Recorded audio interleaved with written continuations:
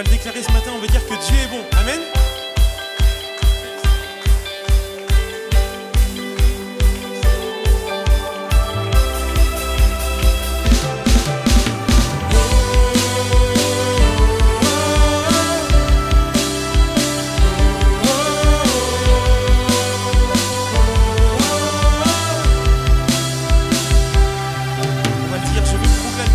Des montagnes, ta grâce est sans limite, ta bonté sans égale. Je veux le proclamer du sommet des montagnes. Ta grâce est sans limite, ta bonté sans égale.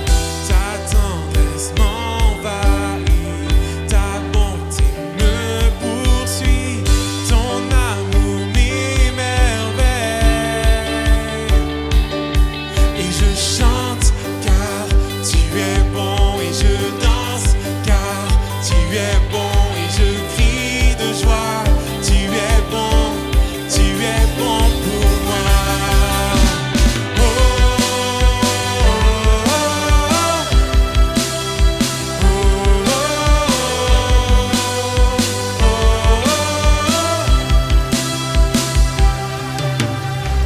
rien dans tout toi ne se compare, les océans, la terre, sont reflet de ta gloire. Dans mes plus sombres nuits, ta splendeur m'éblouit, ton amour m'émerveille. Et je chante car tu es bon, et je chante car tu es bon, et je crie car tu es bon, et je crie de joie. Tu es bon pour moi. Et je chante car tu es bon, et je danse car tu es bon, et je crie de joie. Tu es bon pour moi. Un cri sur mes lèvres, ma vie te célèbre. Tu es bon. Tu es bon, fin soleil brille, mon cœur te le dit. Tu es bon, tu es bon. Un cri sur mes lèvres, ma vie te célèbre. Tu es bon, tu es bon.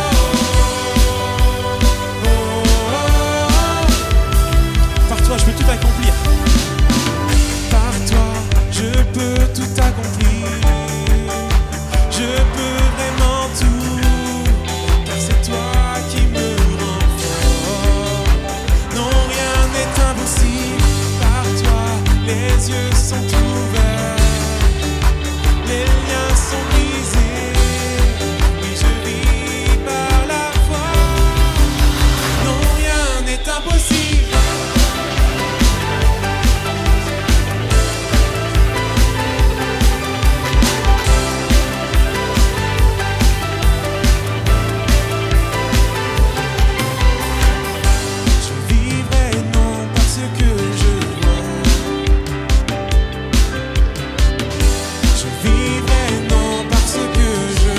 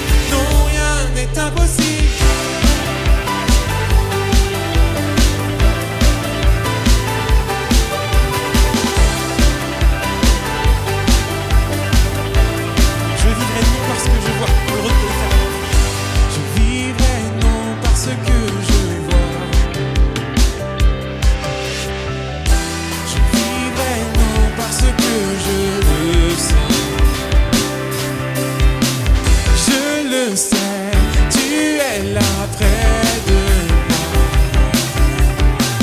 Je le sais, tu peux tout accomplir. Par toi, je peux tout accomplir. Je peux vraiment tout, car c'est toi qui me rends fort. Non, rien n'est impossible. Par toi, les yeux sont ouverts, les liens sont brisés, et je vis par la foi. Non, rien n'est impossible.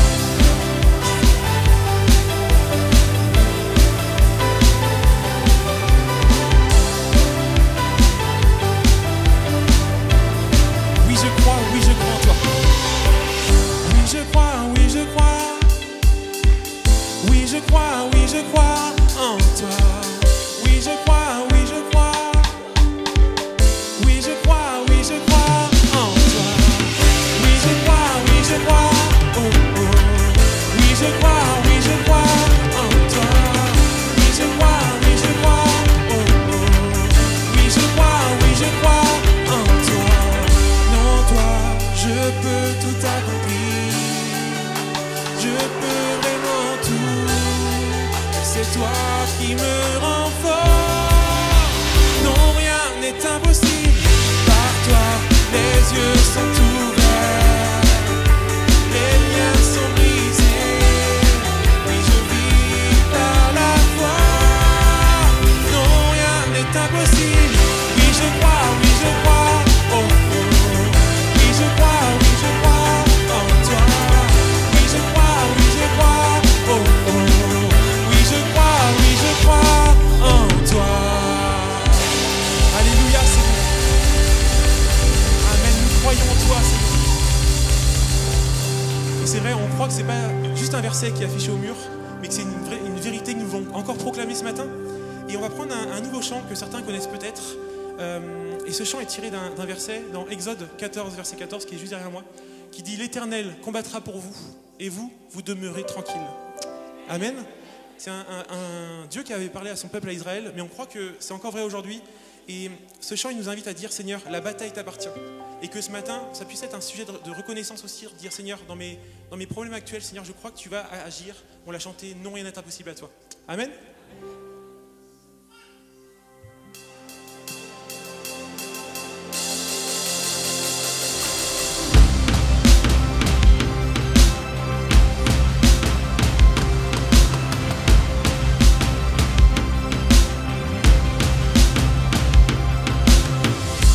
Je ne vois que le combat, tu vois ma victoire. Quand je suis face à la montagne, tu la vois déplacer. Et quand je marche dans les ténèbres, je sens ton amour.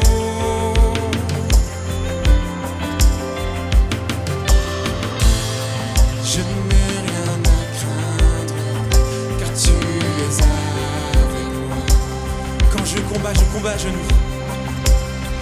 Quand je combat à genoux, mes mains levées vers toi. Oh Dieu, la bataille t'appartient, et toute crainte, je mets à tes pieds. La nuit je dirai, oh Dieu, la bataille t'appartient.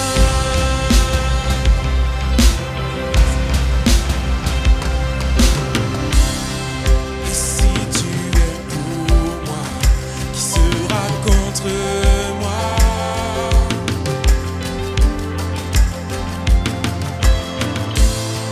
Car Jésus, il n'y a rien d'impossible pour toi. Quand je ne vois que des cendres, tu vois la beauté.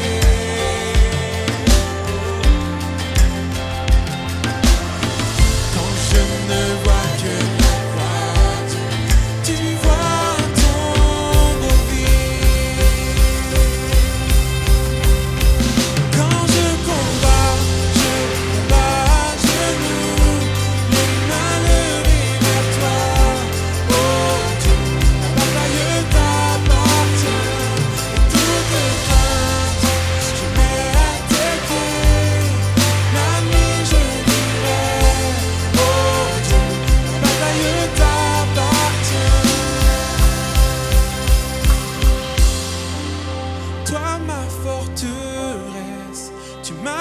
devant moi. Rien ne peut résister au pouvoir de mon Dieu. Tu brilles dans les ténèbres, tu gagnes toutes les batailles. Rien ne peut résister au pouvoir de mon Dieu. Tu es ma forteresse, tu marches devant moi. Rien ne peut résister au pouvoir de mon Dieu. Tu brilles dans les ténèbres, tu gagnes toutes les batailles. Rien ne peut résister au pouvoir de mon Dieu. Toi ma forteresse, tu marches devant moi. Rien ne peut résister au pouvoir de mon Dieu. Tu brilles dans les ténèbres, tu gagnes toutes les batailles. Rien ne peut résister au pouvoir de mon Dieu. Quand je combats à genoux, les mains levées vers toi. Oh Dieu, la bataille t'appartient. Toute crainte, je mets à tes pieds. La nuit je dirai, oh Dieu, la bataille t'appartient. Quand je combats à genoux, les mains levées vers toi. Oh Dieu, la bataille t'appartient. Et toute crainte, je mets à tes pieds. La nuit je dirai, oh Dieu, la bataille t'appartient. Quand je combats à genoux, les mains levées vers toi. Oh Dieu, la bataille t'appartient. Et toute crainte, je mets à tes pieds. La nuit je dirai, oh Dieu, la bataille t'appartient. Alléluia Seigneur, encore ce matin Seigneur, nous voulons déclarer Seigneur que la bataille t'appartient Seigneur. Parce que Seigneur à la croix Seigneur tu es venu Seigneur. Alléluia Seigneur, tu es digne de toute acclamation Seigneur, de toute louange. Et ce matin encore Seigneur, nous voulons élever notre voix Seigneur et te dire merci. Parce qu'à la croix Seigneur tu as tout pris. Et tu ne combats pas simplement avec moi Seigneur, tu combats pour moi Seigneur.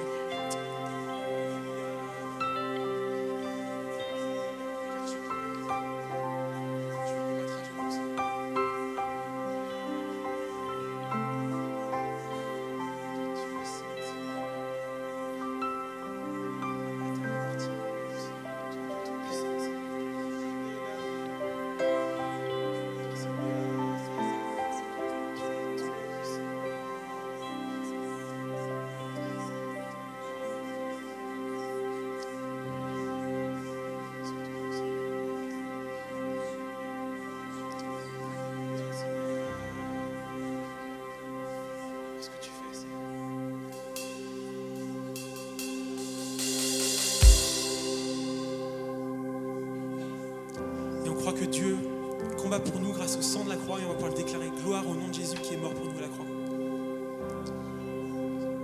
Quand je songe à l'infâme croix où Jésus fut meurtri pour moi, je vois ses mains, ses pieds percés, mon sauveur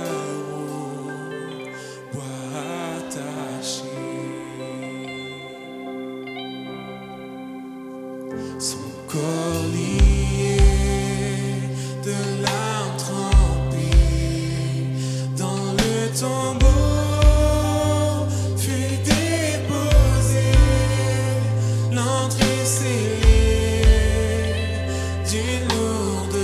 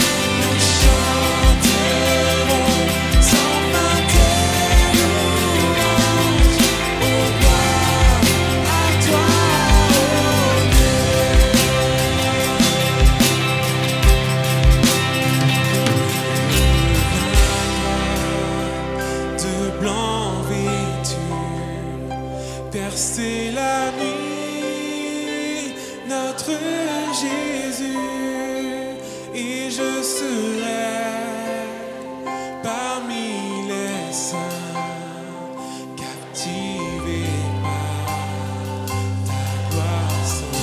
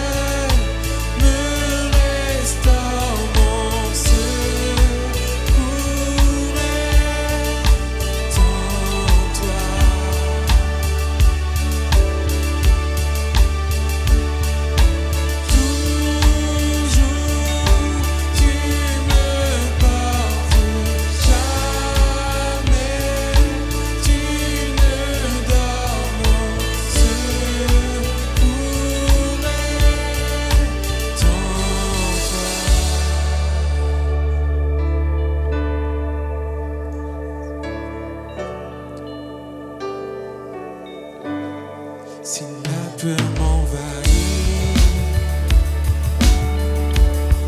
et mon âme chavire, Créateur de la vie, mon secours est en toi. Je lève les yeux, je lève les yeux au sommet. Toi seul est mon Dieu, je proclamerai. Toi seul est ma force, toi seul me restaure, mon secours est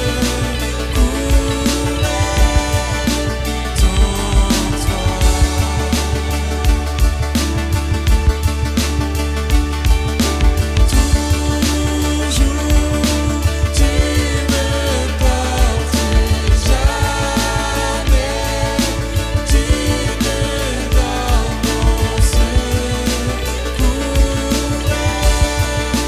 tu me portes, jamais tu ne dors, mon secours est en toi. Secours est en toi.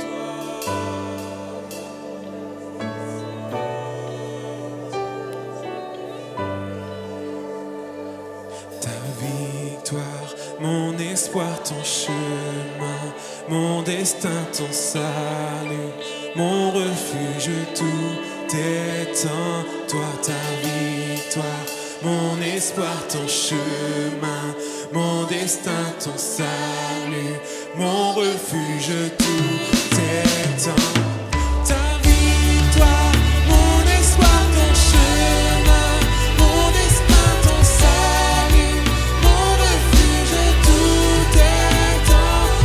Ta victoire, mon espoir, ton chemin, mon destin, ton salut, mon refuge, tout est en toi.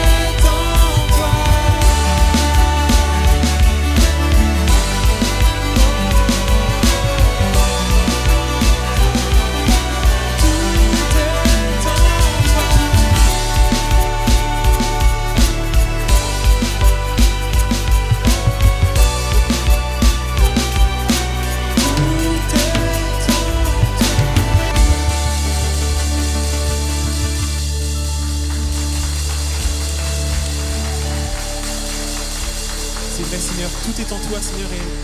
Et ce matin, Seigneur, on veut te prier aussi pour la parole qui va être annoncée. Que, Seigneur, comme nous avons déclaré, Seigneur, mon secours est en toi, Seigneur, et que nous puissions nous accrocher à cette parole, Seigneur, et que tu puisses encore venir nous parler, Seigneur. Amen. Alléluia. Amen. Merci au Seigneur pour ces moments. Avant de laisser la place au pasteur Philippe Galchier pour la prédication de la parole, on va d'abord voir ensemble les annonces. Et on voulait vous remercier tous, chacun qui s'est investi d'une manière ou d'une autre pour la journée qu'on a passée la semaine dernière avec les baptêmes, avec la fête des voisins également. On est vraiment contents. Beaucoup de familles étaient présentes, des amis étaient présents. On a eu quelques voisins, on a eu quelques personnes des maraudes que l'on voit chaque semaine avec nos maraudes qui étaient présentes ici. Donc vraiment, c'était un super moment. Et on tenait vraiment à vous remercier, chacun de vous. Vous étiez là, visible ou non, pour une tâche, que ce soit pour la distribution ou pour le nettoyage, une tâche invisible. On voulait du fond du cœur vous remercier. J'en profite au sujet des remerciements. Si vous aviez apporté des plats, etc., tous les plats ont été nettoyés et sont dans le couloir là, à votre droite. Donc n'hésitez pas à aller faire un tour pour récupérer ce qui vous appartient. Les annonces de cette semaine, si vous avez besoin que l'on prie pour vous, nous avons toujours notre pièce de prière où il y a une équipe qui est là préparée pour prier pour vous. À la fin du culte, sentez-vous libre d'y aller pour que l'on puisse prier pour vous avec les sujets qui sont là sur votre cœur. Soirée prière, 100% prière jeudi, donc il n'y a pas de foi et partage mardi. On arrive au mois de juillet, donc pendant les vacances d'été, il n'y a pas de foi et partage. Donc notre prochain rendez-vous dans la semaine, c'est jeudi à 20h pour notre 100% prière. Si vous avez la possibilité de venir, c'est toujours des bons moments que l'on passe dans cet endroit, dans ce lieu. Samedi, donc à 10h, ici même à l'église, nous aurons la cérémonie d'obsèques de notre sœur Lise Bernadette, donc, qui est partie la semaine dernière. Donc si vous avez la possibilité de venir pour soutenir la famille, apporter votre soutien, voilà, merci de noter ce rendez-vous-là, qu'on puisse également durant cette semaine-là prier pour la famille qu'il y a derrière. À noter dans vos agendas, donc ça ce sont les parents des petits héritiers, les dates, notez-les bien pour les enfants. Donc ces dates-là, vos enfants seront pris en charge au mois de juillet et au mois d'août, c'est-à-dire que les dates qui ne sont pas indiquées, vos enfants seront à votre charge ici. Pour le camp d'ados, n'hésitez pas à vous inscrire ou à inscrire vos ados si vous ne l'avez pas encore fait. Si vous avez des questions sur le déroulé du camp, etc., n'hésitez pas à venir me voir pour que l'on puisse échanger cela à ce sujet. Et j'en profite, si vous avez un besoin financier, que ce soit pour les camps d'ados, pour les camps de jeunes, notamment au summer camp, etc., n'hésitez pas à passer au secrétariat pour récupérer des dossiers de demande d'aide pour qu'on puisse vous aider à envoyer vos ados ou vous aider, vous les jeunes, à vous envoyer dans des rassemblements de jeunes, dans des camps de jeunesse. Donc voilà, c'est une demande qui est à faire auprès de Mosaïque. Donc n'hésitez pas à retirer dès à présent vos demandes d'aide auprès d'Éric, du coup le trésorier de l'association Mosaïque. Et merci à toutes celles et ceux qui font des dons, qui soutiennent cette activité, qui permettent à des enfants, des ados ou des jeunes de partir en camp. Merci pour votre générosité. Si vous avez besoin d'un rendez-vous pastoral, vous pouvez le faire directement en contactant le secrétariat de l'église, donc à ce numéro qui s'affiche, et dans les meilleurs délais, on vous proposera un rendez-vous avec l'un des pasteurs, à savoir que dans les 2 semaines à venir, moi je ne serai pas disponible, je serai en vacances à partir de ce soir, donc ça sera parfait, merci. Et ça sera parfait, ou Philippe du coup qui pourront vous recevoir.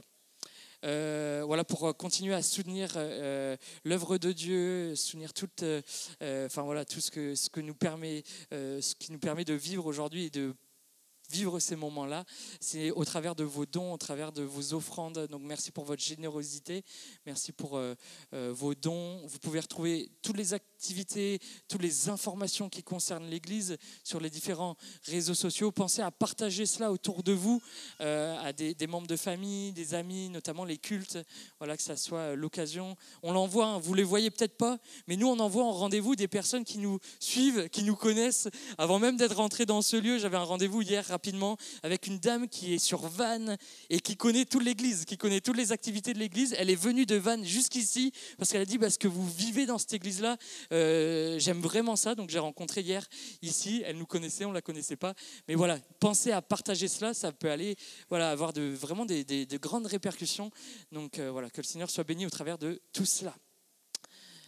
Si vous voulez retrouver toutes les annonces, vous pouvez les retrouver dans le Linktree, donc là où il y a toutes les annonces qui sont mises à jour régulièrement.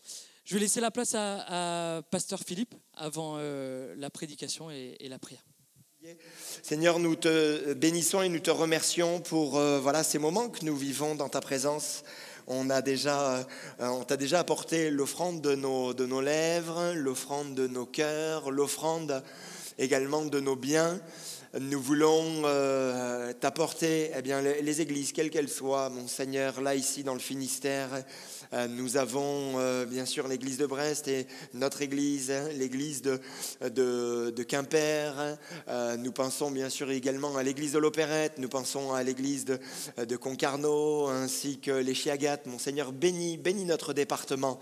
Bénis notre département abondamment. Il y a aussi ces projets là pour la rentrée.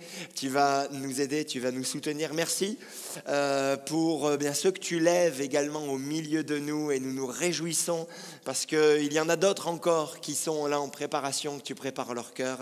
Merci pour tout. Mon Dieu, bénis notre bien-aimé qui est là pour la première fois au milieu de nous. Tu prends soin de cette personne ainsi que l'ensemble de sa famille. Pour ceux qui sont là visiteurs au milieu de nous, qui ont l'habitude d'être là au milieu de nous, prends soin d'eux.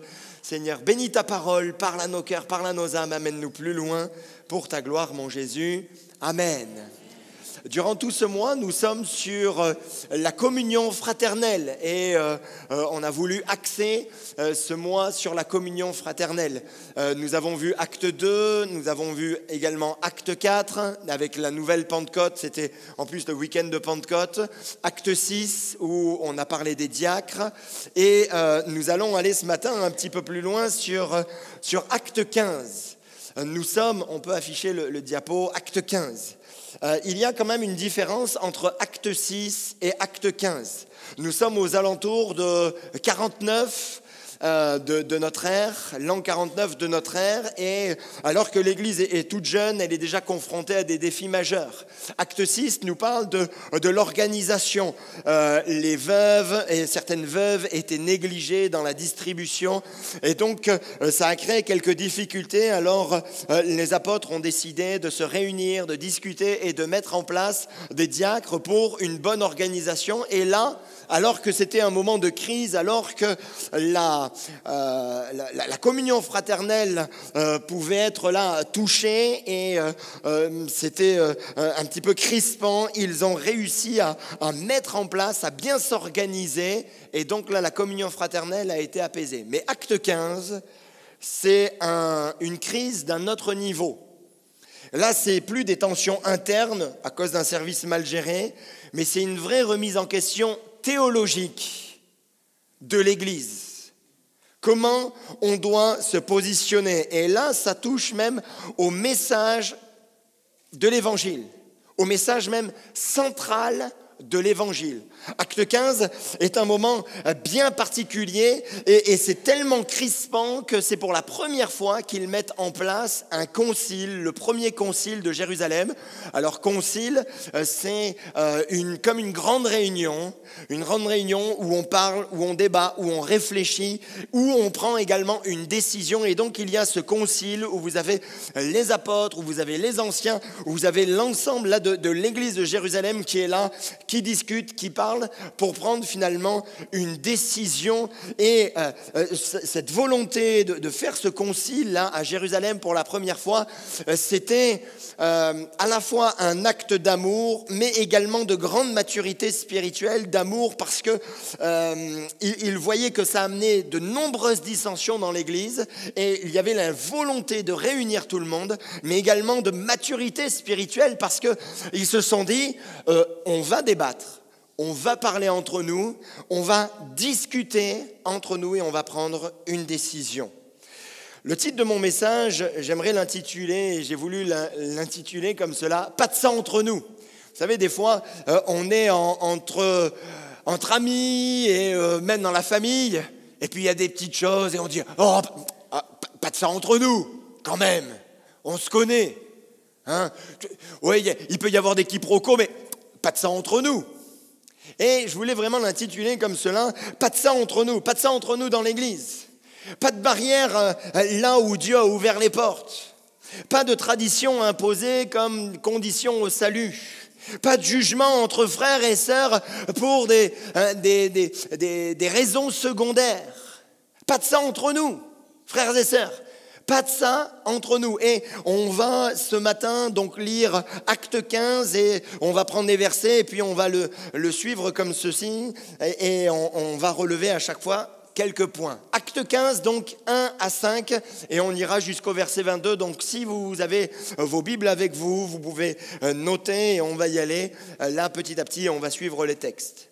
Quelques hommes venus de la Judée enseignaient les frères en disant « Si vous n'êtes circoncis selon le rite de Moïse, vous ne pouvez être sauvés. » Paul et Barnabas eurent avec eux un débat et une vive discussion. Déjà, ça a commencé. Et les frères décidèrent que Paul et Barnabas et quelques-uns des leurs monteraient à Jérusalem vers les apôtres et les anciens pour traiter cette question. Après avoir été encouragés par l'Église, ils poursuivirent leur route à travers la Phénicie, la Samarie, racontant la conversion des païens, et ils causèrent une grande joie à tous les frères. Arrivés à Jérusalem, ils furent reçus par l'Église, les apôtres et les anciens, et ils racontèrent tout ce que Dieu avait fait avec eux. Alors quelques-uns du parti des pharisiens qui avaient cru se levèrent en disant qu'il fallait circoncire les païens et exiger l'observation de la loi de Moïse. Mon premier point est celui-ci. Tradition ou transformation? Tradition ou transformation? On est dans une période où certains croyants, vous savez, l'Église, elle est construite premièrement là avec des Juifs et ensuite ils ont évangélisé et donc des païens ont rejoint l'Église. Et dans cette Église, il y en avait ceux qui étaient de culture juive et qui disaient « Il est important que l'on garde nos rites. Il est important que tous ceux qui se convertissent soient soumis à la circoncision. »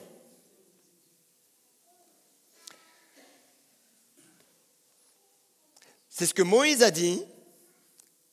Et finalement, c'est une condition du salut. C'est important. Moïse nous l'a dit, donc on doit agir comme cela.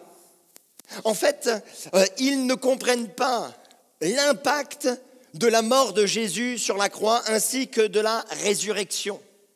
Ils n'ont pas totalement compris le fameux « tout accompli ». Quand Jésus a dit « tout est accompli », ils n'ont pas compris que justement cette mort à la croix ainsi que cette résurrection avait chamboulé beaucoup de choses et ont redémarré sur quelque chose de nouveau.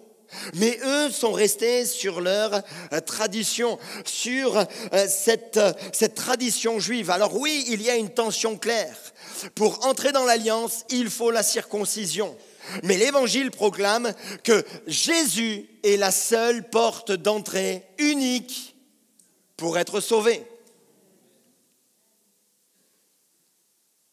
D'un côté, des traditionalistes, ah non, pour être sauvé, pour être pleinement là, attaché à l'alliance de Dieu et aux promesses de Dieu, il faut la circoncision. De l'autre côté, vous en avez qui disent « Hé, Jésus a tout accompli. Et Jésus est mort à la croix et jamais il n'a enseigné cela. » Le salut est désormais fondé non sur un signe extérieur, mais sur une œuvre intérieure de l'Esprit, de l'action du Saint-Esprit. Aujourd'hui, cette tension est réelle. Avons-nous tendance, alors plus sur la circoncision, on n'en est plus là, mais nous sommes tellement humains. Et il arrive qu'on ait encore des pensées de traditionalistes où on aimerait peut-être imposer nos traditions ou nos habitudes comme des conditions pour être pleinement acceptés dans l'Église. Est-ce que parfois nos préférences, notre forme ne devient pas une norme spirituelle? Est-ce que, je sais que je parle bien à des protestants évangéliques du 21e siècle, mais on peut vite tomber dans nos rites, on peut vite tomber dans nos traditions, on peut vite tomber dans nos manières de faire. Ah ben, là, ça, chez nous, ça se fait comme ça. Et cet été, si vous voyagez, peut-être que vous allez arriver dans d'autres églises et vous allez dire « Ah mais, ils ne font pas comme chez nous. Mais est-ce que c'est vraiment une église? Est-ce que c'est vraiment une église de Jésus-Christ ?» Une fois, on se retrouve avec mon épouse en Italie et on va dans une église, là, et l'église, le culte, il devait durer 2h30 au moins. Et le pasteur prêche, et d'un seul coup, en plein milieu, il fait un appel. Il fait un appel, les gens viennent devant, ils prient, machin, il y a de la musique. Allez tous vous rasseoir, et le pasteur continue la prédication. Il refait un appel, les gens reviennent devant.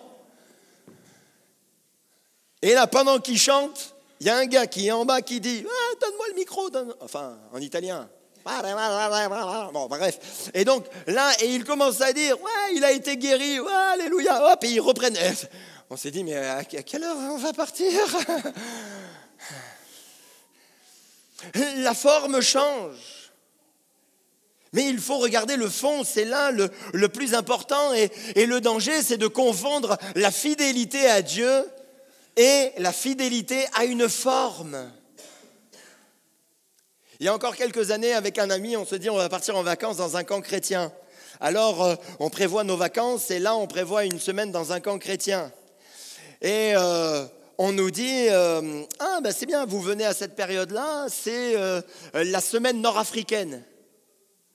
Je dis, semaine nord-africaine? Je dis, qu'est-ce qu'il faut faire? Il y a un truc? Ah non, il faut venez comme vous êtes, mais ça va être comme ça. Alors bien sûr, nos premières réunions, ça changeait tellement de notre église, où déjà on avait du mal à se lever dans notre église, mais là en plus ça se levait, ça jouait du tambour, ça faisait machin. Alors ça surprend. Mais finalement, peu importe la forme, tant que le fond est là. C'est ça le plus important. C'est ça le plus important. Et ce qui est important, c'est de ne pas être prisonnier de nos traditions, mais voir derrière la transformation des cœurs. Et c'est là le plus important. Est-ce que les cœurs sont changés? Est-ce que les cœurs sont transformés? Est-ce qu'ils expérimentent Jésus? On aura tous des formes différentes, tout le temps. Même dans notre église, des choses vont changer, des choses vont évoluer. Mais le plus important, c'est le fond des cœurs. Je peux avoir des amen? Amen. Que Dieu nous garde de monter des barrières, de monter des murs qui nous séparaient entre nous sous forme de tradition. Que nous soyons de ceux qui voient au-delà, bien au-delà des traditions, mais qui voient l'action transformatrice de l'Évangile dans les cœurs. On continue notre lecture, et là on est au verset 6 toujours de Acte 15. Il est dit ceci, les apôtres et les anciens se réunirent pour examiner cette affaire. Une grande discussion s'étant engagée, Pierre se leva et leur dit, « Hommes frères, vous savez que dès longtemps Dieu a fait un choix parmi vous, afin que par ma bouche les païens entendissent la parole de l'Évangile et qu'ils crussent. » Là, il parle de Corneille, de l'expérience qu'il avait fait avec Corneille. « Et Dieu qui connaît les cœurs leur a rendu témoignage en donnant le Saint-Esprit comme à nous. Il n'a fait aucune différence entre nous et eux, ayant purifié leur cœur par la foi. Maintenant donc, pourquoi tentez-vous Dieu en mettant sur le cou des disciples un joug que ni nos pères, ni nous n'avons pu porter? C'est par la grâce du Seigneur Jésus que nous soyons sauvés de la même manière qu'eux. C'est par la grâce du Seigneur Jésus que nous croyons être sauvés de la même manière d'eux. Je vous pose une autre question. Par les œuvres ou par la grâce? Bonne réponse. On passe au point 3 tout de suite ou quoi? Eh oui, ils doivent prendre une position. Alors, il y a cette discussion, il commence à parler et on voit Pierre prend la parole. C'est Pierre. Ok? C'est pas un lapin de 3 semaines quand même, hein? C'est Pierre qui a été avec Jésus, qui a prêché pour la première fois à la Pentecôte. Les âmes se tournent vers le Seigneur. Il prêche également après la guérison d'un paralytique. Pierre est envoyé chez Corneille. Même lui, il avait du mal. Lui, il était traditionnaliste dans sa tête, hein. Mais il a fallu qu'il tombe en extase, que le Seigneur lui parle. Et même chez Corneille, il est en train de parler. Vous savez, je viens chez vous, mais je ne devrais pas venir chez vous parce que moi, je suis juif et tout. Bon, il est en train de parler, le Saint-Esprit tombe, il met tout le monde d'accord. Et là, Pierre intervient et il prend une position claire. Les païens ont reçu le Saint-Esprit par la foi. Donc, s'ils ont reçu le Saint-Esprit, c'est qu'ils sont convertis. Mais ils se sont convertis avant même qu'il y ait la circoncision. Il n'y a pas de circoncision, en fait. Dieu a touché leur cœur, il les a visités, il leur a même donné le Saint-Esprit. Alors, il faut bien comprendre que c'est par grâce que Dieu fait tout cela. Et puis il leur dit, entre nous, on est juifs, hein, ce qu'on a porté quand même avec la loi, même nous, on n'y arrivait pas, en tant que bons juifs. Alors on ne va pas en plus l'imposer aux autres. Mais du coup, moi, je vais aller un petit peu plus loin. Et finalement, je vous pose une deuxième petite question dans ce point. Est-ce que nous sommes sous la grâce ou sous la performance ? Ce débat de Jérusalem dépasse finalement son époque et vient jusqu'à notre époque. Vivons-nous notre foi dans la liberté de la grâce ou dans la pression des œuvres ? Mesurons-nous notre valeur devant Dieu parce que nous faisons ou parce que nous donnons ? Ou est-ce que nous vivons véritablement la grâce de Dieu par la foi ?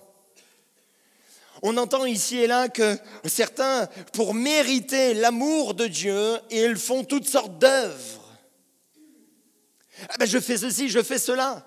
Et même si on ne le dit pas comme ça, parce qu'on comprend bien que le salut, c'est par grâce, mais finalement, on dit devant Dieu, ben c'est peut-être du donnant-donnant. Et on veut rentrer dans une forme de performance.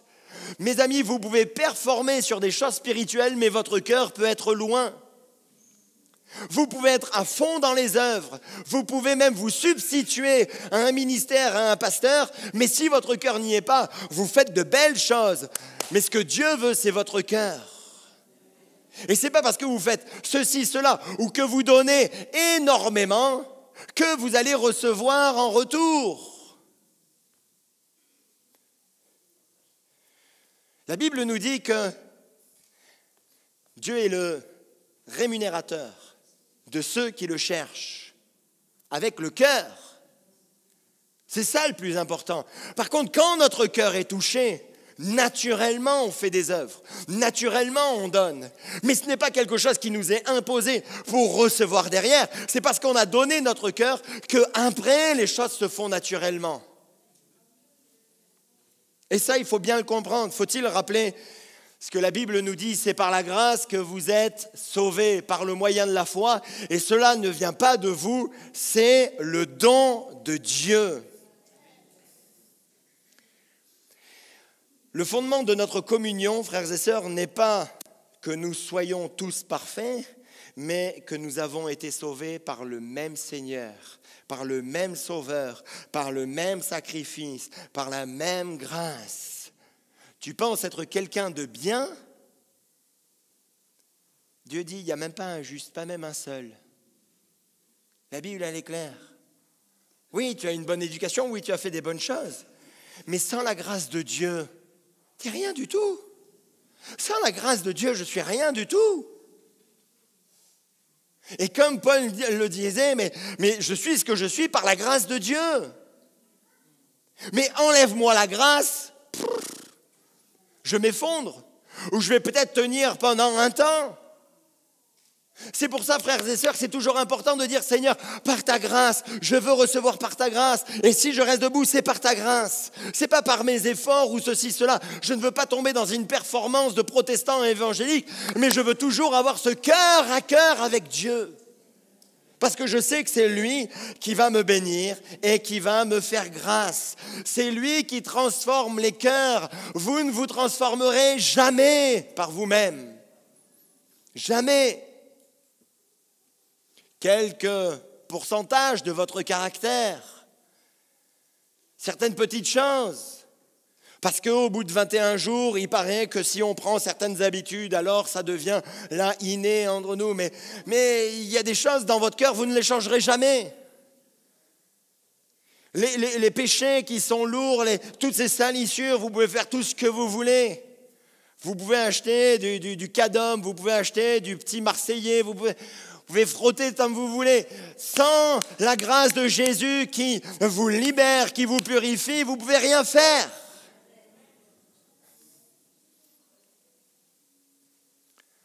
Ça ne vous empêche pas de vous laver, hein, quand même. Hein. C'est important, hein? Pour vous et pour les autres.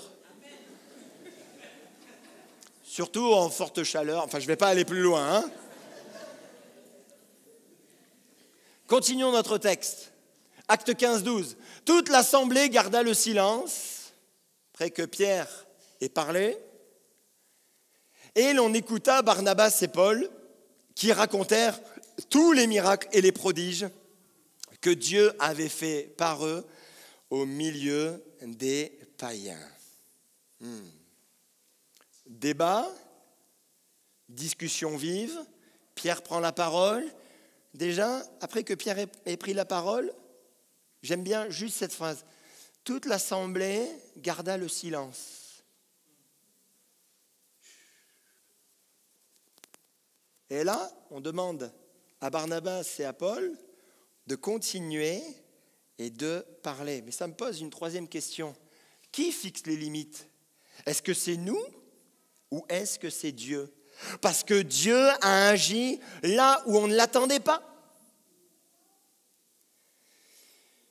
Les signes, les prodiges, les guérisons, les conversions, les baptêmes dans le Saint-Esprit, des choses extraordinaires. Et là, pour ceux qui étaient de culture juive, qui disaient « Mais Dieu n'est favorable que si on reste dans un cadre, dans la tradition, dans la loi de Moïse », ben là, ils sont un petit peu embêtés. Parce que Dieu est favorable aux païens alors qu'ils ne suivent en rien la tradition juive, mais Dieu envoie des guérisons, il y a des conversions, il se passe des choses de fou. Juste là, ces témoignages, j'aurais tellement aimé être là. Allez, vas-y, qu'est-ce qui s'est passé? Allez, dis-nous en plus. Et alors, tout le monde devait être waouh, waouh, merci Seigneur. Merci Seigneur, que c'est bon d'entendre cela. En fait, on voit que Dieu agit de manière puissante et Dieu ne s'est pas limité aux anciens repères. Comme si là, les portes étaient ouvertes, les écluses des cieux étaient ouvertes pour bénir, pour agir. Dieu dépasse finalement toute leur attente, tout leur cadre, toute leur certitude tombent ou sont ébranlées. Tout ce qu'ils peuvent faire, finalement, c'est écouter et juste glorifier le Seigneur. Mais ça nous pose à nous une question. Qui fixe les limites? Est-ce que c'est nous ou Dieu? Est-ce que quelquefois, nous, on ne limite pas Dieu? Est-ce que quelquefois, on ne le met pas dans un cadre? Bon, ben Seigneur, là, tu peux agir dans ce cadre-là.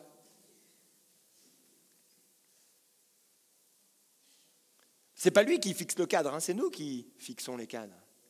Finalement, jusqu'où laissons-nous Dieu être Dieu? Acceptons-nous que Dieu bénisse des personnes ou des groupes qui ne rentrent pas dans nos critères? Quand il agit différemment de nos habitudes, est-ce que l'on résiste ou est-ce que l'on se réjouit?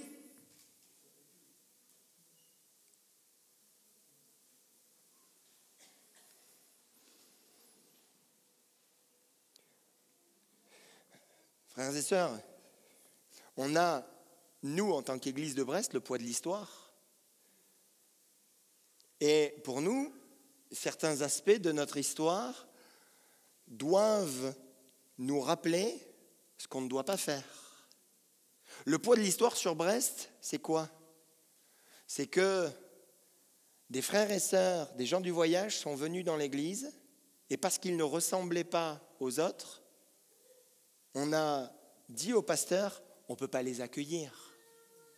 Et le pasteur à ce moment-là, Clément Le Cossec, a dit, c'est pas grave, on va aller à Saint-Marc, on va aller dans une cave, et moi je vais les accueillir dans cette cave, dans ce garage, et on va commencer des réunions. Et il y a eu un puissant réveil qui est sorti. Nous avons le poids de l'histoire. Pour nous, c'est bénissant, mais ça nous chatouille quand même un petit peu. de se dire, et qu'on se le dise, frères et sœurs, c'est pas, oui, les anciens. Non, on est tous dans le même bateau. Hein. Je veux dire, si Dieu touche d'une manière, on ne veut pas résister. Et les fruits de la repentance, s'ils sont visibles, eh bien, on veut se réjouir. Jusqu'où laissons-nous Dieu être Dieu? Je parle de manière communautaire, mais également personnelle. Jusqu'où laissons-le être Dieu dans nos vies? Seigneur, élargis nos cœurs. Parce que le problème, ce n'est pas lui, le problème, c'est nous. C'est qu'on est tellement étroit, tellement resserré, de cœur, d'esprit. Hein? Même quand on est un petit peu bien portant. Bref, on est resserré à l'intérieur.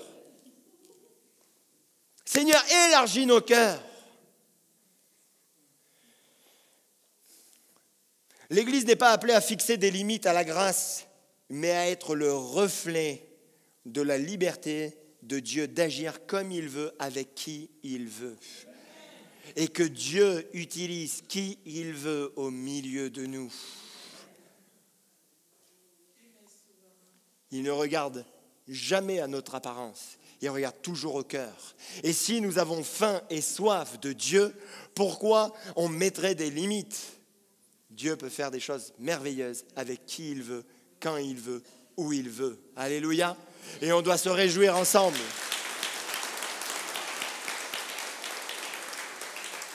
D'ailleurs, c'est ce que Jésus a dit dès le départ. Ah, cet homme tellement resserré d'esprit, de cœur, mais il y a une dimension qu'il ne comprenait pas avec Nicodème. Et il dit ceci à Nicodème, Jésus dit ceci à Nicodème, le vent souffle où il veut et tu en entends le bruit, mais tu ne sais ni d'où il vient, ni où il va. Il en est ainsi de tout homme qui est né de l'esprit. Alléluia, Dieu est vivant, il est libre, il est actif. Nous ne soyons pas dans le contrôle, mais soyons dans l'émerveillement de tout ce qu'il fait et de tout ce qu'il accomplit. Gloire à Dieu. Et Dieu parle tantôt d'une manière, tantôt d'une autre, mais pas forcément avec un portable. Hein? On continue notre lecture, acte 15, versets 13 à 18.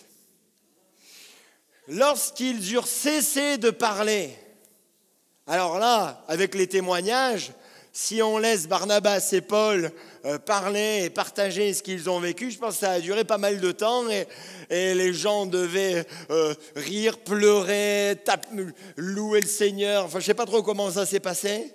Mais lorsqu'ils eurent cessé de parler, Jacques prit la parole et dit « Hommes, frères, écoutez-moi. Simon a raconté comment Dieu a d'abord jeté les regards sur les nations pour choisir du milieu d'elles un peuple qui porta son nom.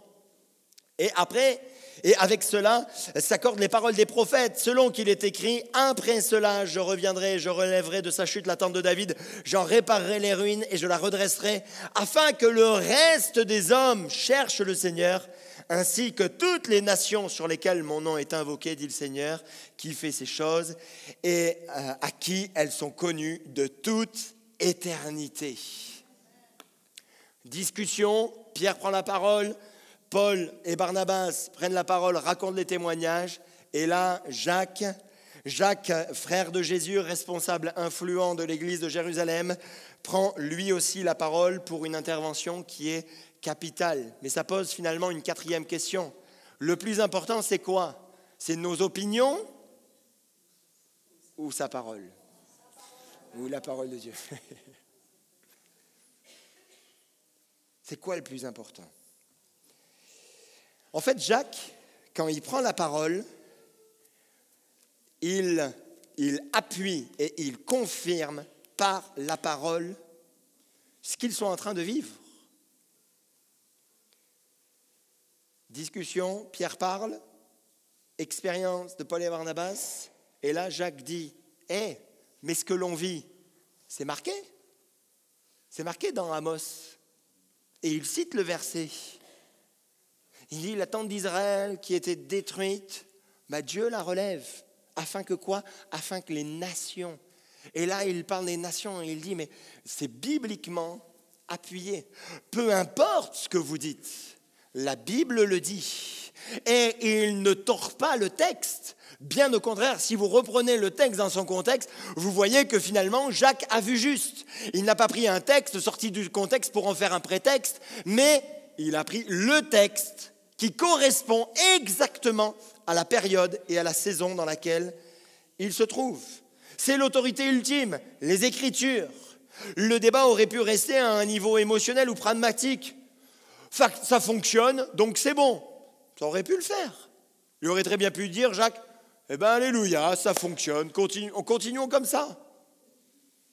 Ou alors, il aurait très bien pu dire, ça ne se fait pas chez nous, donc c'est faux. Mais non, Jacques prend les choses de manière plus spirituelle, et comme s'il montait encore plus le niveau.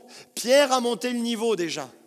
Paul et Barnabas ont monté le niveau. Mais là, lui, monte encore plus le niveau spirituel, la parole. C'est la parole qui le dit. Quand l'Église est confrontée à des tensions, des divergences ou des transformations, elle doit toujours revenir à la parole pour discerner si c'est la volonté de Dieu ou pas. Est-ce que la parole de Dieu le dit? Mais pasteur, nous, il y a telle chose, il y a eu des trucs de fou, on a vu des choses juste incroyables. Et combien de personnes ont fait des expériences spirituelles très bizarres? On pourrait dire oui à tout alors, mais non. Qu'est-ce que dit la parole? Si la parole ne confirme pas, tu as eu des révélations, il y a quelqu'un qui est venu te visiter en pleine nuit, te chatouiller les pieds ou je ne sais pas quoi. Si ce n'est pas marqué bibliquement, si ça ne tient pas bibliquement, je mets en doute. Parce que les choses doivent être confirmées par la parole. Voilà pourquoi il est important de connaître la parole. Sinon, on est pris par toutes sortes de doctrines, par toutes sortes de pensées. Et s'il y en a un qui a une révélation un petit peu farfelue, on va le suivre. Non. Comme Joseph Smith, si vous regardez les Mormons à la base, il a pris un chapeau, il a mis la tête dans le chapeau et là, il a eu des révélations. Et c'est réel. Et l'ange Maroni est venu lui parler. Ok, c'est quoi bibliquement? Bibliquement, en fait, ça contrecarre l'Écriture. Alors on ne te suit pas. On ne va pas te suivre. Comprenez? Et c'est vrai dans le monde ou dans des sectes que l'on peut entendre, mais ça peut s'immiscer dans nos églises. Que Dieu nous aide à veiller là-dessus. En tout cas, il y a une réflexion de fond. J'en avais déjà parlé, mais c'est tellement important de le rappeler. Les différents niveaux de croyance. Il est important, pour préserver la communion, sans diluer la vérité, de savoir où est-ce que l'on se place. Il y a premièrement les doctrines fondamentales. Ça, c'est les doctrines, je dirais, non négociables. Quand il est question de salut par grâce, de divinité de Christ, de résurrection, d'autorité de la parole. On peut entendre tout ce que l'on veut. Non, ça c'est des vérités fondamentales et on ne reviendra jamais dessus. Très bien? Et c'est sur ces vérités que l'Église s'est bâtie. C'est confirmé plusieurs fois et ce n'est pas juste un texte, mais c'est plusieurs textes qui confirment par également l'intervention de plusieurs là dans la parole de Dieu. Donc c'est confirmé, c'est non négociable. C'est minimum, en théologie, on dit qu'il faut minimum 3 textes pour confirmer. Minimum. Sinon, ça fait partie d'un contexte. Okay? Mais 3 textes, mais le salut, l'autorité de la parole, vous avez plus que 3 textes, comme des témoignages pour affirmer véritablement que c'est une vérité fondamentale. La deuxième chose, ce sont les doctrines dénominationnelles. Ce sont des convictions importantes, non universelles, sur lesquelles les églises peuvent diverger. Par exemple, la Sainte Seine. Nous, on fait une scène dite fermée, alors que d'autres font une scène dite ouverte. Merci, ma chérie. Je vais m'expliquer. Hop là, c'est bon, merci. Je vais m'expliquer. Nous avons pris la décision d'ouvrir la scène à ceux qui sont baptisés, qui sont déjà engagés avec Jésus. Okay? Dans d'autres églises, ils ouvrent à tout le monde, tous ceux qui le veulent, tous ceux qui se sentent croyants. Okay, mais ça, c'est une position dénominationnelle. Sur la forme également de l'Église. Alors, vous dites, mais il faut revenir à la parole. Oui, mais la parole, elle ne dit pas les choses clairement. Donc, ça laisse l'interprétation à chacun. Mais on prend des positions. Même d'autres positions que nous avons prises, c'est sur le baptême dans le Saint-Esprit. Pour nous, le baptême dans le Saint-Esprit, c'est le parler en langue, ça se manifeste par le parler en langue. Voilà, c'est une position également que l'on a pris, mais il ne faut pas non plus que ces choses deviennent des murs infranchissables entre les frères et sœurs, des autres confessions et d'autres dénominations. Il ne faut pas se tromper de combat. Ensuite, il y a les positions doctrinales. Comment on interprète certains passages. D'accord ? C'est par exemple sur la fin des temps. Voilà, là on prend des positions doctrinales. Voilà, là sur la fin des temps, on pense les choses, voilà, sont comme ça, comme ça, comme ça. On prend des positions. Ok ?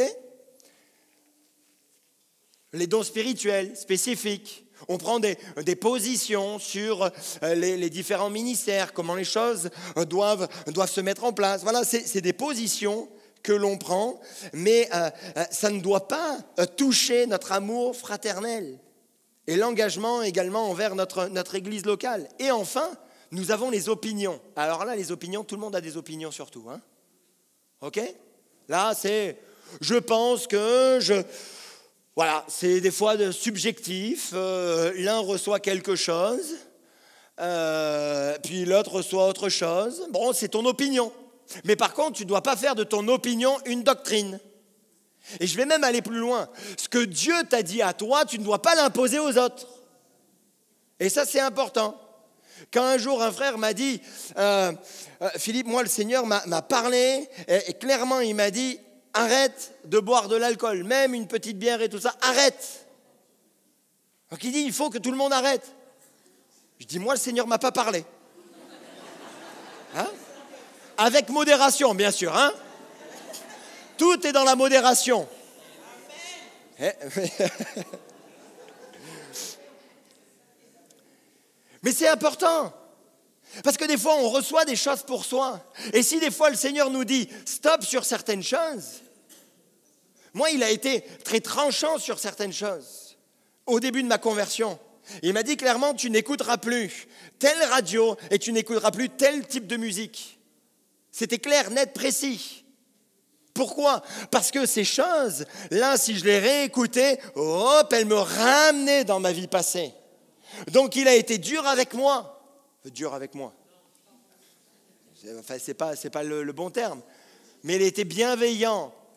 Il a été très paternel avec moi. En me disant, stop là, Philippe. Parce que ça a une influence sur toi. Et d'autres amis, frères qui étaient avec moi, sur certains me disaient, moi, ça me fait ni chaud ni froid. Je dis, mais moi, tu vois, cette musique, moi, elle m'amène en boîte de nuit, elle m'amène dans un esprit de fête, elle m'amène dans une forme de débauche et tout ça. Donc, je comprends que Dieu m'ait parlé comme ça. Mais ça, c'est mon opinion. Mais je ne l'impose pas aux autres. Et notre opinion ne doit jamais être une doctrine pour tous les autres qu'on doit imposer aux autres. Des fois, on peut entendre des débats dans l'Église. Mais en fait, ces débats, c'est quoi ? C'est nos émotions, c'est notre culture, nos coutumes, les préférences de notre groupe. Sommes-nous capables de faire la différence entre une vérité essentielle et une conviction forte ou une opinion personnelle ?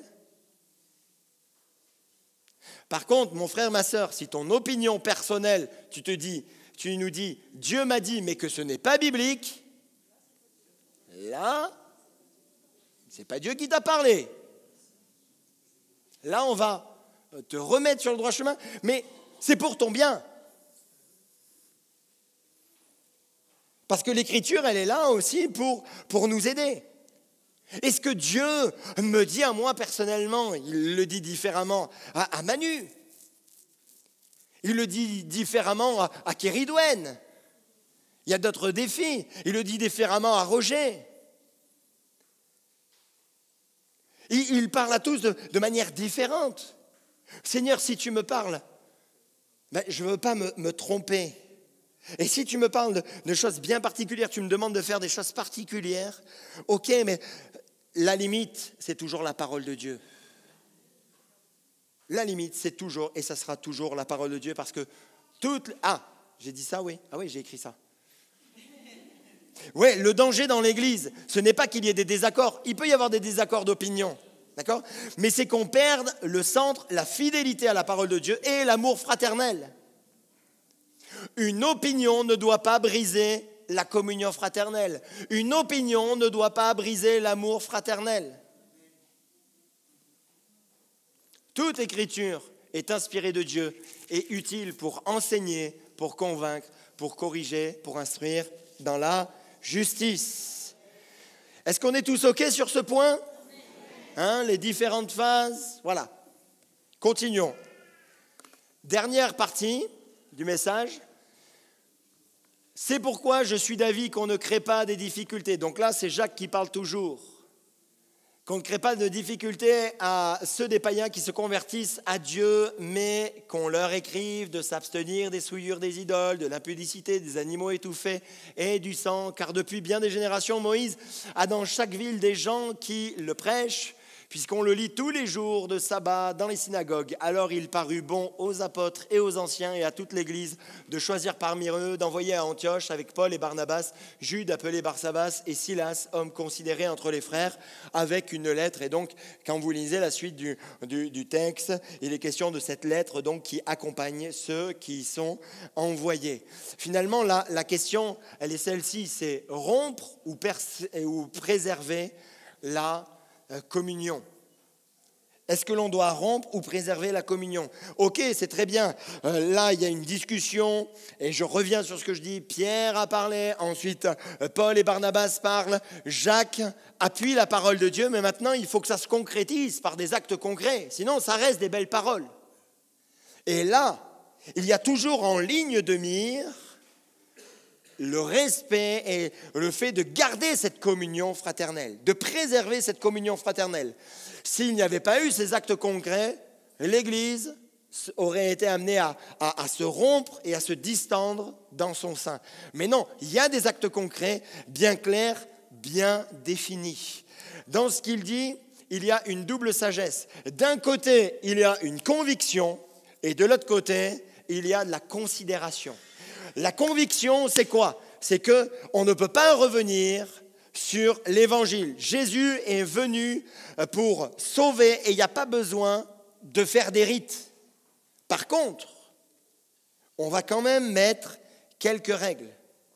Jacques aurait pu partir sur une rigidité légaliste. Non, on reste comme c'est. Ou alors il aurait pu dire, faites comme vous voulez, Dieu est avec vous. Vous voyez, ça, ce sont les deux extrêmes. Et le plus difficile dans la vie, ce n'est pas trouver les extrêmes, c'est trouver l'équilibre. Et ça, c'est vrai en tout.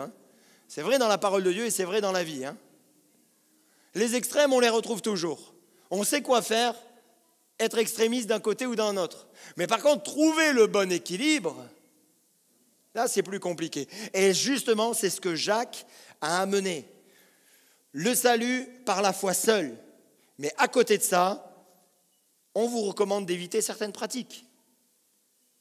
Quand il est question de viande sacrifiée aux idoles, de sang, de viande étouffée, d'immoralité sexuelle, d'un côté, il y a des choses qui étaient très charnelles, voilà, l'immoralité sexuelle, c'est clair. Et de l'autre côté, il y avait des aspects culturels de l'époque, parce qu'il y avait des offrandes qui étaient faites là à certains faux dieux et ensuite qui étaient revendues sur le marché. Donc là, il disait, attention, il ne faut pas faire n'importe quoi non plus. D'accord ? On ne peut pas s'allier aussi avec des personnes parce que le repas était comme la suite du culte à ce moment-là sur certains cultes. En fait, on voit que la communion, c'est le fruit d'un engagement réciproque, d'un côté et d'un autre. On ne va pas diviser l'Église par un groupe culturel, mais par contre, on vit avec l'autre et on trouve le bon équilibre pour que l'ensemble continue à s'entendre et surtout ne perde pas de vue l'objectif qui est de rester unis pour gagner le plus grand nombre. Donc là, on aurait pu arriver à soit on rompt totalement, soit on préserve. Et d'un côté, et c'est ce qui est toujours le plus délicat, c'est on doit rester ferme sur certains aspects, mais sur d'autres, il faut quand même lâcher du lest. Donc priez pour vos pasteurs. Parce que ce n'est pas simple. Il faut toujours garder la vision, la mission, mais à côté de ça, on doit laisser une forme de liberté.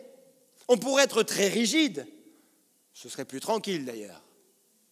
Mais comme on m'a toujours dit, c'est toujours plus facile d'éteindre un feu que de le contrôler. Donc, notre rôle et le rôle, je dirais, de chacun, c'est à la fois d'être ferme sur des convictions où là, on ne parle pas, on ne discute pas, il y a des choses qui sont non négociables, mais sur d'autres choses, est-ce que ça vaut vraiment le coup de se prendre la tête ? Des fois, il m'arrive d'écouter des débats de foot. Que ce soit à la radio ou la télé, c'est le même combat. Ils se prennent la tête. Mais non, mais t'as pas compris la tactique, le machin, mais qu'est-ce que tu racontes, tu connais rien. Et ça s'envoie. C'est du foot, les gars. C'est que du foot.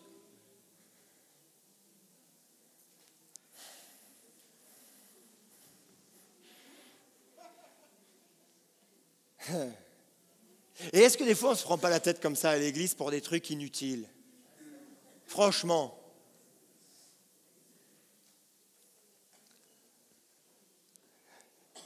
On n'a pas la même gestion de l'espace. On n'a pas non plus la même notion de rangement dans l'église, dans la cuisine ou dans d'autres endroits. Donc il faut dire les choses, mais il ne faut pas être trop dur parce qu'on ne va pas se prendre la tête pour un verre qui traîne, même si ce serait tellement bien que tu prennes ton verre et que tu l'amènes là où il faut. Mais en plus de l'amener, si tu es arrivé jusqu'à l'amener à l'évier, incroyable, tu as une éponge. Tu peux mettre un petit peu de pec citron et tchouk, tchouk, tchouk, tchouk, tchouk.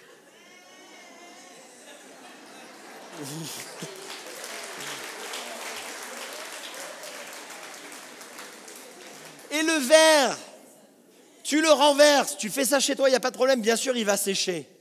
Entre la gravité, l'atmosphère, on ne va pas rentrer dans des choses très physiques, mais c'est sûr, mais en plus, tu peux te tourner et tu peux essuyer. Mais parce que l'effort n'est pas long, tu peux en plus le mettre dans le placard, c'est bien. Je n'ai pas été payé pour dire ça, vous en faites pas, hein ? Mais on en rit. Mais voilà, c'est des petites choses, c'est de la vie. Hein ? Ah, c'est sûr que si on rentrait dans une église où tout est bien, tout est nickel, des fois on se poserait même la question, est-ce qu'il y a de la vie ici, hein ? Bon, il y a de la vie, mais gérons la vie ensemble comme il faut. Hein ? Voilà. C'était pas noté dans mes notes, mais bon, c'est bien des fois de le dire. Hein ? Une chose est sûre, c'est que, frères et sœurs, nous pouvons être tous des pierres d'achoppement sans le vouloir. À cause de certaines opinions, à cause de certaines choses. Gardons-nous d'être des pierres d'achoppement. Bien sûr, il y a des choses qui s'abouent à l'intérieur de nous. Alors, au lieu de répondre tout de suite, peut-être prendre un jour, 2 jours, que ça redescende.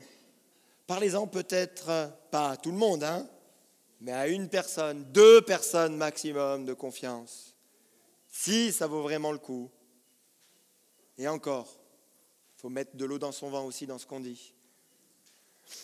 mais c'est de dire, ok, on va peut-être revenir, mais je ne veux pas être une pierre d'achoppement, ni par mon comportement, ni par mes paroles. Peut blesser, j'ai blessé. Ça m'est arrivé d'être une pierre d'achoppement, de dire les choses de manière très tranchante, dure, limite méchante. Que Dieu nous garde d'être de ces pierres d'achoppement, d'exiger des choses que Dieu ne demande pas, ou de refuser de faire preuve de sensibilité envers l'un ou l'autre. Je crois que la communion fraternelle n'est pas automatique, elle se construit, elle se protège et elle se choisit. La communion fraternelle, je le répète, elle se construit, elle se protège et elle se choisit. La finalité, ce n'est pas de gagner un débat, mais c'est de préserver la communion. Veillez donc à ne pas être pour votre frère une pierre d'achoppement ou un sujet de chute. L'Église primitive n'était pas parfaite, mais elle était vivante. Et c'est justement parce qu'elle était vivante qu'il y a eu des tensions, qu'il y a eu des débats, qu'il y a eu des désaccords. Mais finalement, Acte 15 nous montre qu'ils ont réagi avec maturité. Ils ont écouté, très bien. Il y a les expériences, il y a les prodiges. On voit que Dieu finalement n'a pas de limite. Dieu agit puissamment. Mais à la fois, on reste ferme sur certaines convictions, mais on est obligé de lâcher un petit peu de lest. Et finalement, face à la tentation de la tradition, elle a choisi la transformation. Face à la pression des œuvres, elle a proclamé la grâce seule. Face à ces cadres bien établis, elle a reconnu la liberté souveraine de Dieu, de son action, de son œuvre, de sa puissance. Face aux opinions, elle s'est soumise à la parole vivante. Et enfin, face au risque de division, elle a choisi de préserver la communion fraternelle. Je crois que la vraie communion fraternelle est une richesse pour tous, pour chacun d'entre nous. Le fait de nous accueillir les uns les autres. Attention à nos comportements, attention à ne pas être des obstacles. Mais Paul le dira aux Romains, ainsi donc cherchons ce qui contribue à la paix et à l'édification mutuelle. Ce n'est pas juste la paix, mais comment on va construire ensemble. Comment allons-nous évoluer ensemble? La grâce de Dieu, frères et sœurs, est notre repère. La parole est notre guide. Le Saint-Esprit veut également nous parler, nous conduire à nous parler, à nous personnellement, mais pas de ça entre nous. Pas de jugement qui exclut, pas de tradition qui étouffe, pas de fardeau que Dieu n'a pas mis, pas de division inutile. Juste à chaque fois remettre Jésus au centre et tous les frères et sœurs autour. C'est ça la communion fraternelle. Alors frères et sœurs, pas de ça entre nous. Pas de ces problèmes, de ces difficultés entre nous. Jésus seul au centre, Jésus qui sauve, Jésus qui agit, Jésus qui relève, Jésus qui guérit, Jésus qui revient. Et tous ensemble, on se réjouit de cela. Oui, on peut applaudir le Seigneur. Alors, on va terminer par la prière. On se lève ensemble et on termine ensemble par la prière de tout notre cœur. Oui. Et après, on va faire la présentation de Sohan, cet enfant. Alléluia. Merci Seigneur. Merci Seigneur parce que tu es vivant. Merci Seigneur parce que tu es puissant. Merci Seigneur parce que tu es agissant au milieu de nous. Alléluia, et nous voulons que la communion fraternelle là soit préservée, que la communion fraternelle soit là bien ancrée au milieu de nous. Garde-nous de tomber dans des pensées, dans des visions qui ne sont pas de toi et qui ne viennent pas de toi. Seigneur, garde l'Église unie. Garde l'Église attachée à toi, accrochée à toi. Garde l'Église, mon Seigneur, vivante pour toi. Mon Seigneur, que la liberté des uns n'amène pas la chute des autres, mais que justement la liberté des uns permette de considérer également l'autre, d'encourager l'autre, de chercher la paix avec tous. et de grandir ensemble spirituellement pour ta gloire, Jésus. Amen.